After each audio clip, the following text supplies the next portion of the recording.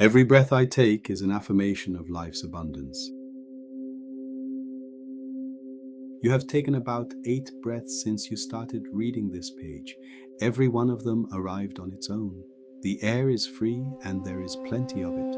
You took what you needed and the whole thing went through without your attention. That is what this affirmation points at, and I like it because it argues from something happening in your body rather than something you have to believe.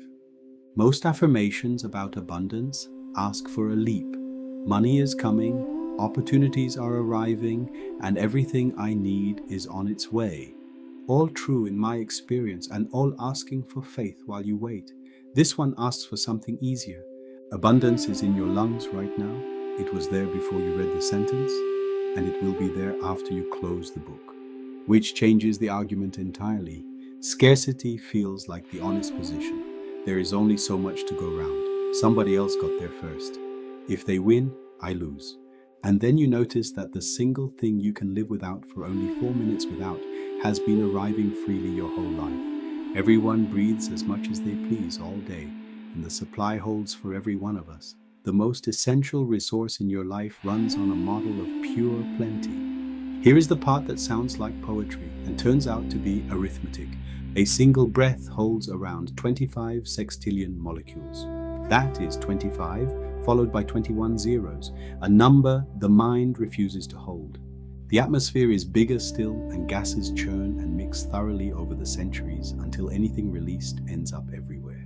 Run those two enormous numbers against each other, and they very nearly cancel out. The result, worked through by physicists for decades, is that roughly one molecule in every breath you take was once in the last breath of Julius Caesar.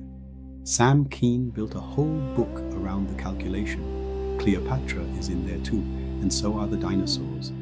The same air going round and round for as long as there has been anything to breathe it. Everything alive takes what it needs and passes the rest along. Then there is where it came from, which is stranger. For the first half of Earth's history, the air was mostly nitrogen and carbon dioxide, and it would have finished any breathing creature inside a minute. Then cyanobacteria in the shallow seas started photosynthesizing, and for hundreds of millions of years they released oxygen as waste. Waste, the byproduct of something too small to see. It came in such quantity over such a stretch of time that it filled the sky. Every breathing creature since owes its existence to that waste, including you this morning in your chair. Abundance built out of a rounding error. That is the atmosphere you are sitting in. Genesis 2:7 gets there in one line. Then the Lord God formed a man from the dust of the ground and breathed into his nostrils the breath of life, and the man became a living being. Notice what is being given. Breath before anything else. The very first gift recorded, handed over before a single thing was asked of him. So say this one, then take a proper breath. Feel it as life arriving in you. That is the whole demonstration, running 20,000 times a day while you go about your business. Everything else you are waiting for works on the same principle. It is simply slower and it makes less noise on the way in.